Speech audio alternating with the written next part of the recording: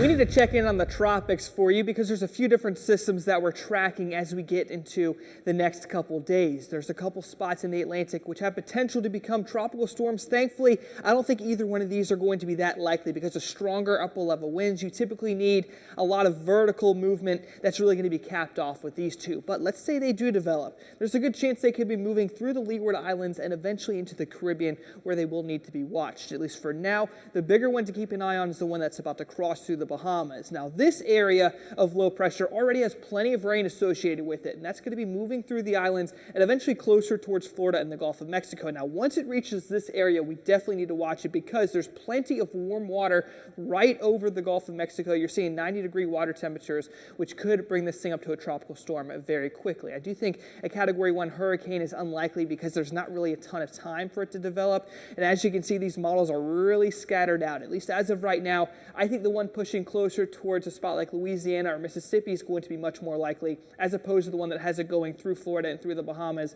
and closer towards middle Georgia. So overall, I don't think this one has potential to become a hurricane, but a tropical storm cannot be completely ruled out, especially as we get into early next week.